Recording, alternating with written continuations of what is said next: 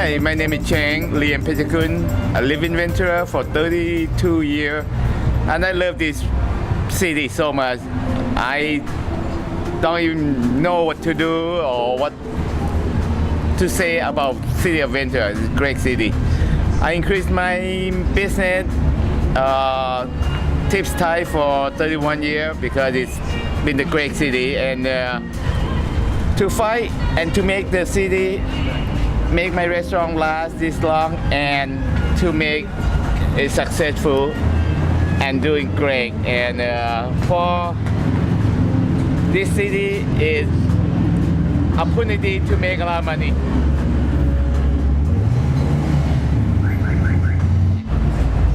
I'm a people, you know, people know the people, helping people, love the city, love the whole thing, you know. And being a business owner, it takes a lot of hard work. Every day you don't see me do nothing, you see me sitting right here, and basically I think about the business, I think about the city, I think about how to make it better. Especially all the people have a lot of power in the city hall, a lot of power in the government, have a lot of power, but they don't care about little people. They don't care about the middle class people. So try to survive. Everybody try to survive in the business now. Not just me, not just you, not just almost everybody.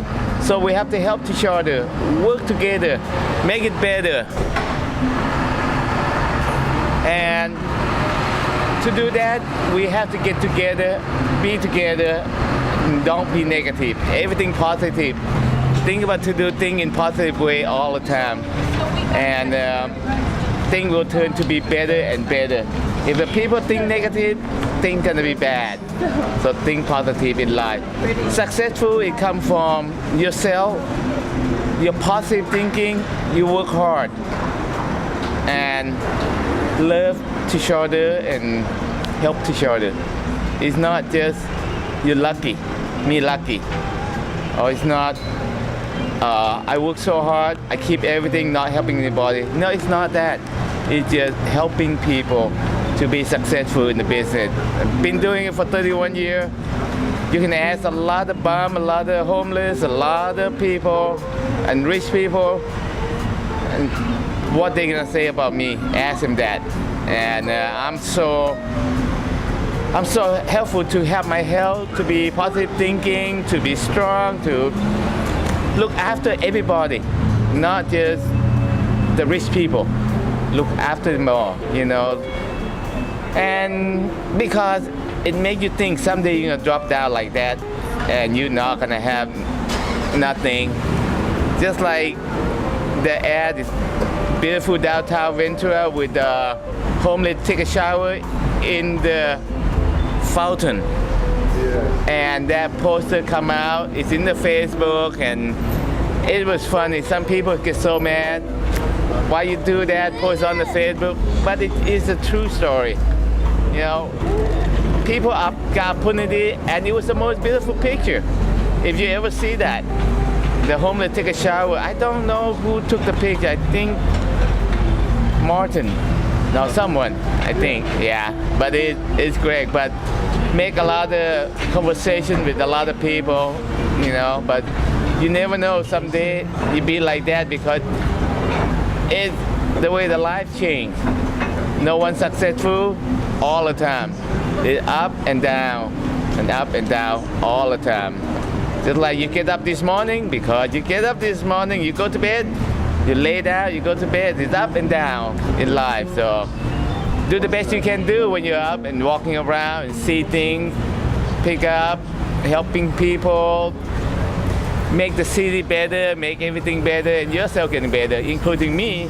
That's what I promise myself to do every day when I'm up. But when I'm down, I'm out. So I cannot help you guys. So, you know, came into America 40 years ago. So I'm 56. You know, being my self-employee for 31 and a half years, and is tough. Most people cannot do it. but I do it because I love, and I love this city. And just to be honest with you, it's awesome city. Okay, so hope everybody enjoy and come to Ventura, visit us, visit all the downtown and everywhere. All right, and have a great day. ขอบคุณครับ Thank you very much, and have a good day, everybody. Adios. So hi, I'm Michael, and my wife and I are owner of Very Ventura Gift Shop and Gallery. We opened the store about 5 months ago, and it came from the fact that we both love this town that we live in, Ventura, and all the talent and products that are made here.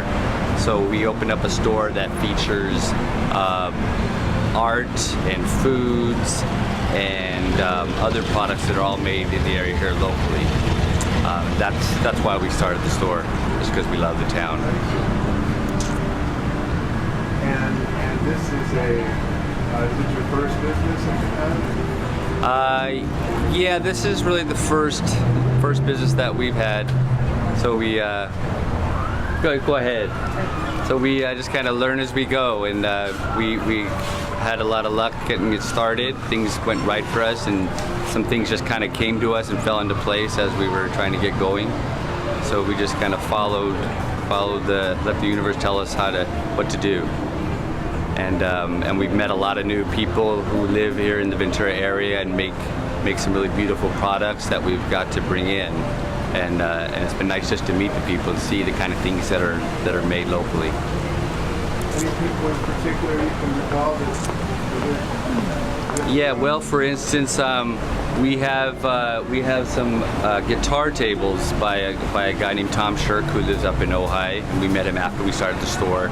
And he works for a local cabinet shop, and he loves to take products and things out there and kind of turn them into new things. He loves to recycle things. So he'll take an old instrument that's not playable anymore. Maybe it has a warped neck and so on, and then he'll turn it into a piece of furniture. And we've formed a relationship with Tom at the same time. So we're not just selling their products, but we enjoy promoting what they do, and it's fun to watch things they make get sold and go out into the world. So, yeah. Now, are you from Ventura? I was raised, and so was my wife, in LA area as kids, but we both, she actually came out here as a teenager and I came out as an adult, but I've been here for about 21 years now in Ventura. Yeah. Aloha Sunday, I guess. It's a great day here. It's beautiful. Thank you. Appreciate it. Bye-bye. Hello Ventura, and hello everybody. This is Laurel Olala coming live to you. So I just wanted to say a big hi from Salon at the Beach and Lolo Designs. I love living here in Ventura. It's been 5 years now. I just came back from the Aloha Festival. Of course, my passion is absolutely, I'm over the top for in the health and wellness and beauty industry.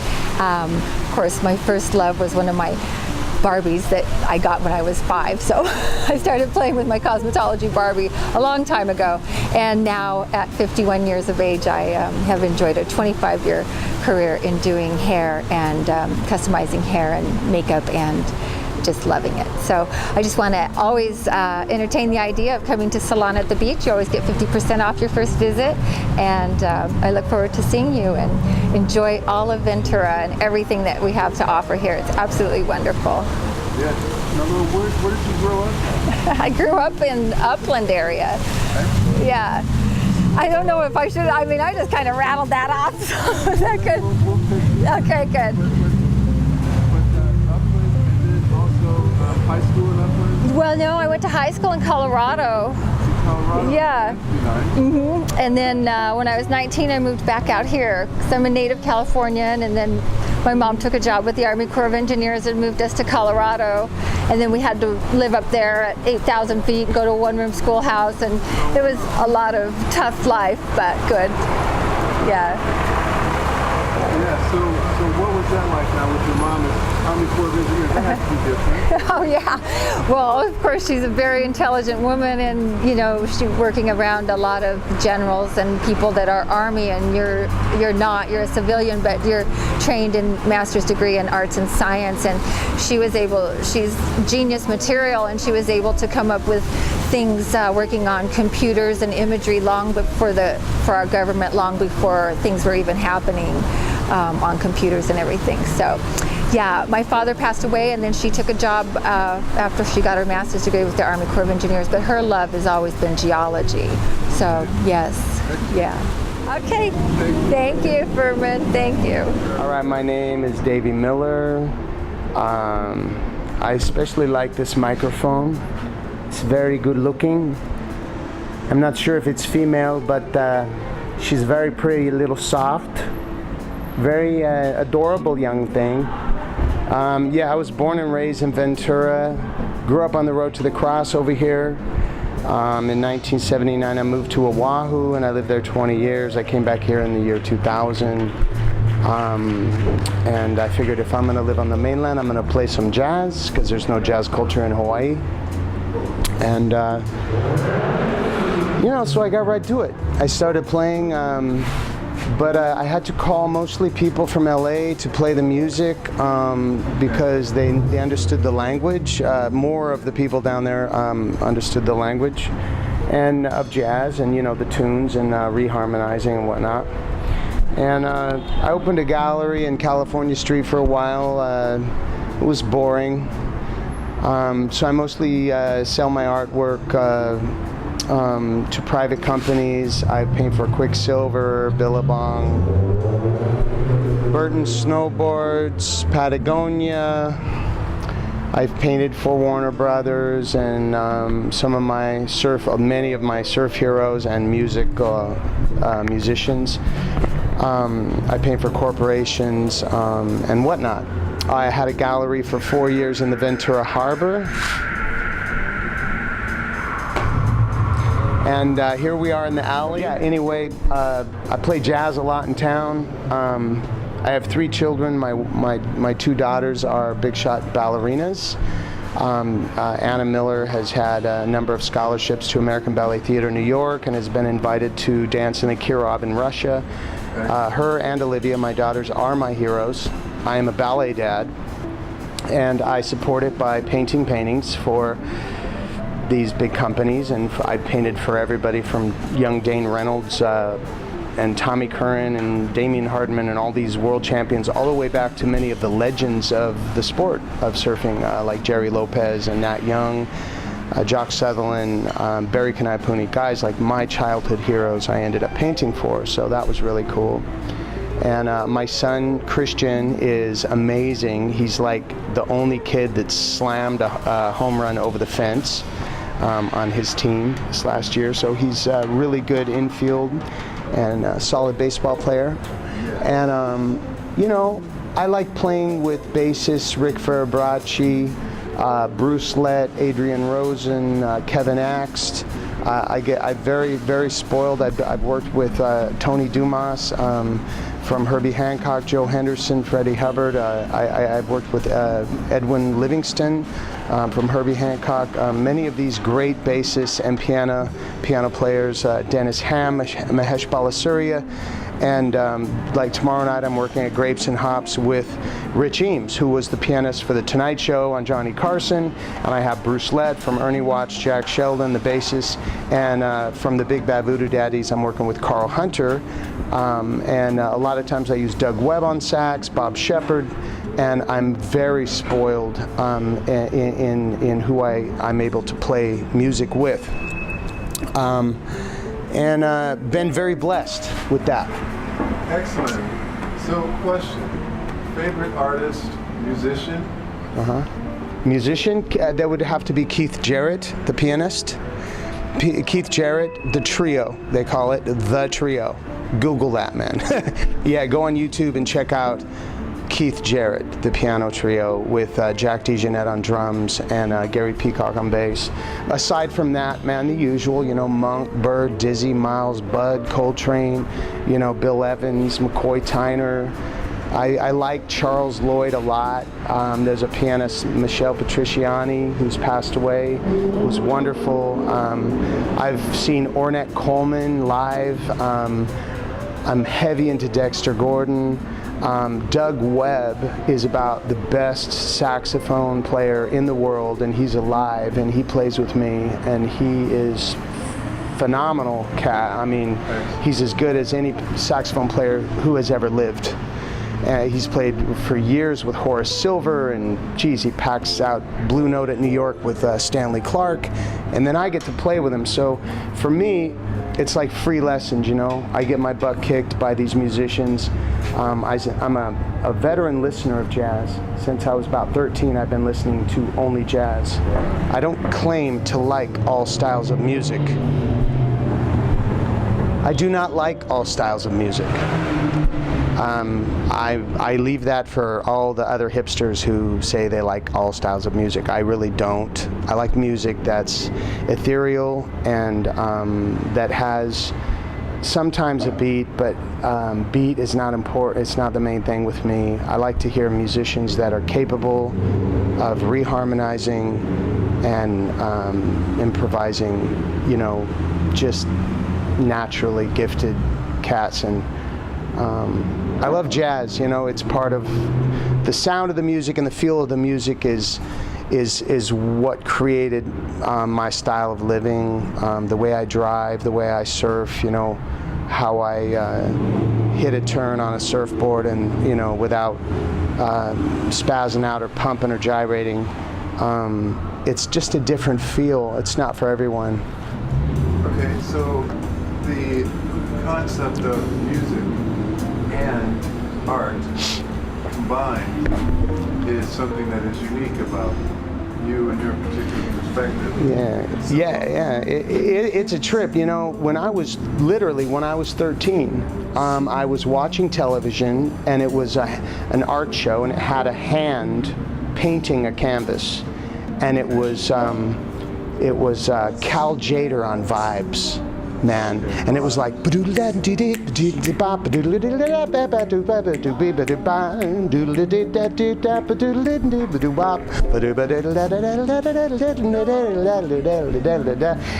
the hand was going like this, and I was like, Mom, what's that music, man? I gotta have that music. That's what I want to paint to, man. It was like a revelation, you know. And I was like, wait a minute, you know, because I was a natural drummer since I was real little. But I was like, you know, played the Beatles and all, you know, the Stones. And I was like, I want to play that music, you know. But I got, you know, so instead of playing it, I got so preoccupied with riding big surf and my whole drive, and that was my life's ambition to, you know, do the competitions in Hawaii and surf. I put away my drumming because I realized I can do that later in life. Right. So I stayed beachfront pipeline for 20 years, and I was like biding my time, man, until I was 40. And I was getting this exposure on the covers of these magazines and stuff really solely because I knew that would help me, and that would be the engine behind my sales. Because in this day and age, you can suck as an artist, but if you've had exposure on television or magazines, it's like they want to buy your work. So it enabled me to continue painting and improve my craft. Meantime, I just did nothing but visualize playing jazz.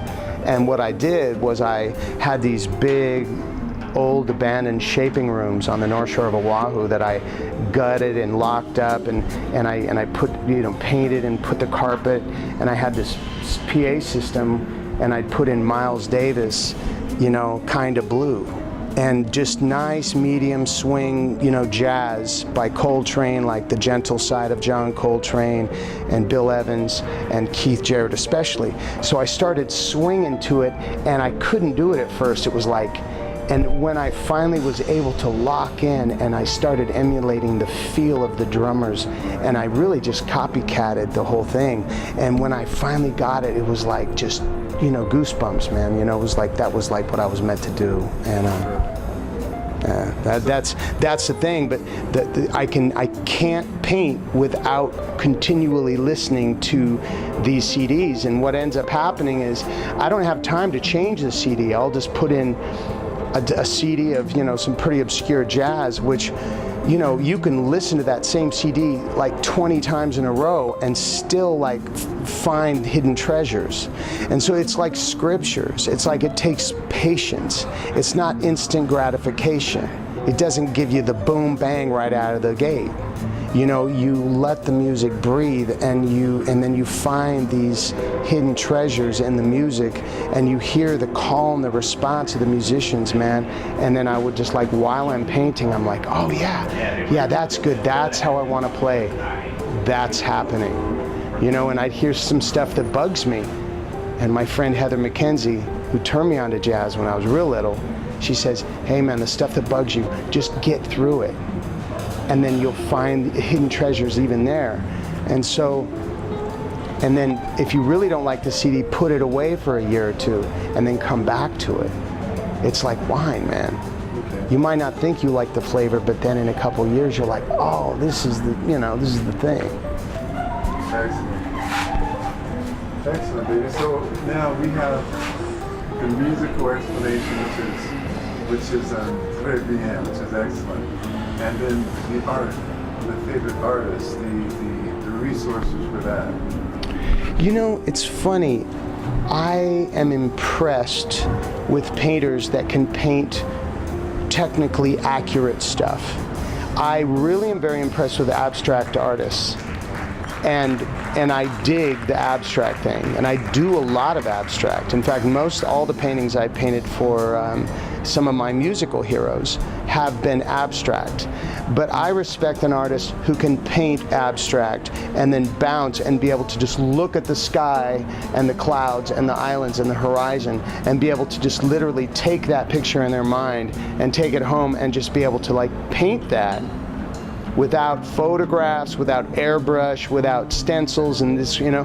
So some of these artists that are technically really good, I still am not really inspired by them because I'm overwhelmed looking at all the different things in their painting. Like there's too many fish, and there's palm trees and turtles and sharks and fish and planets, and just like there's just too much going on in the work.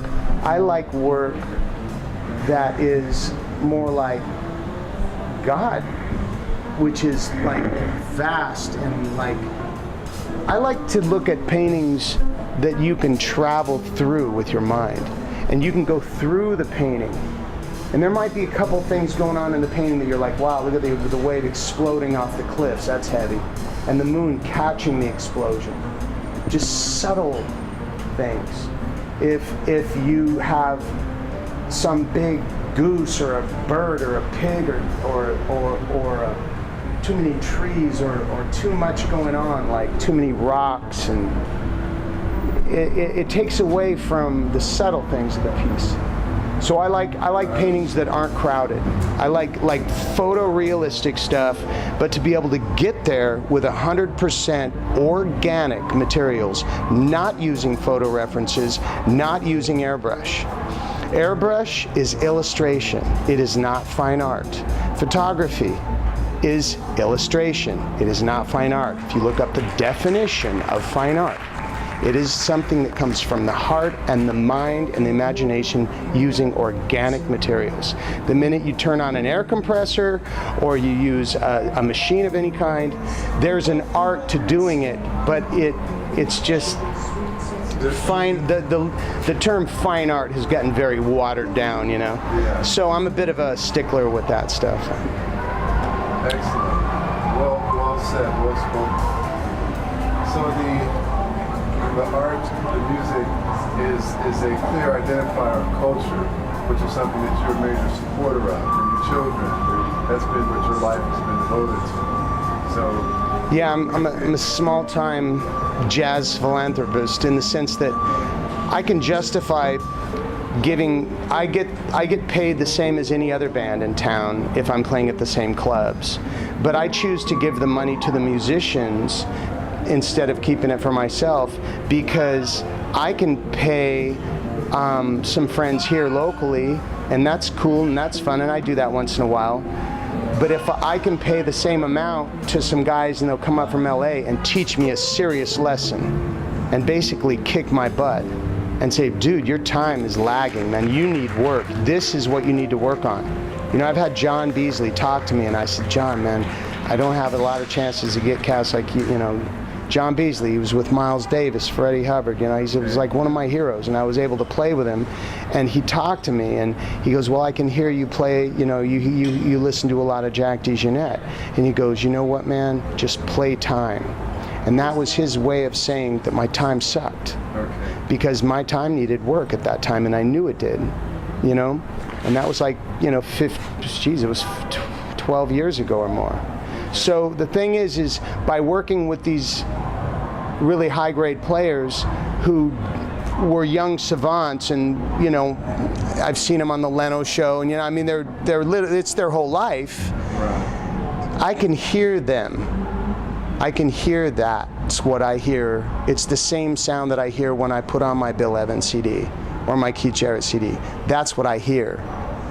And so I play with these cats so I can get free lessons, because I can go pay a drummer to give me lessons, but could he teach me as much as 20 different LA pianists and 20 to 30 different bassists from LA and vibes players like Nick Mancini that just kick my butt and is totally demanding and points all my flaws out?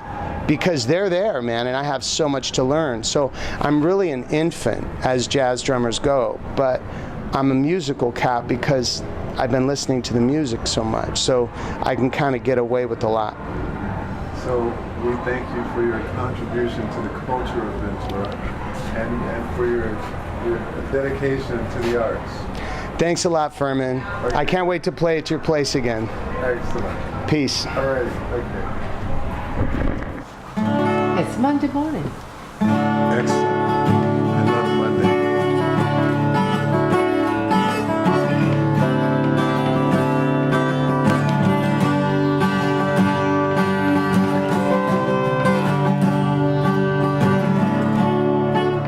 Monday morning, places to go.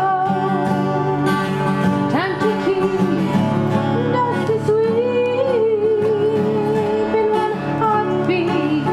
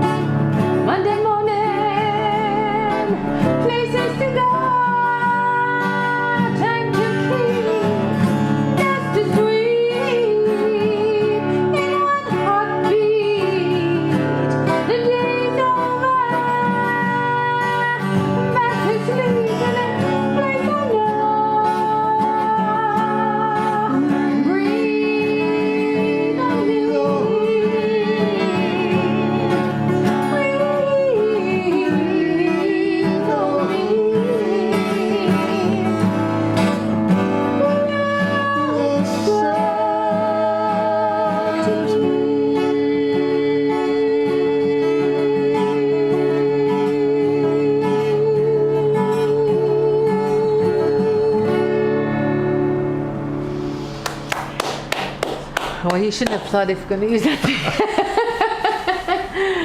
Thank you. It's so much fun seeing you out, Firman. This is wonderful stuff. Let's keep doing it. Life is good in California. We love our coast. We love each other and we love it.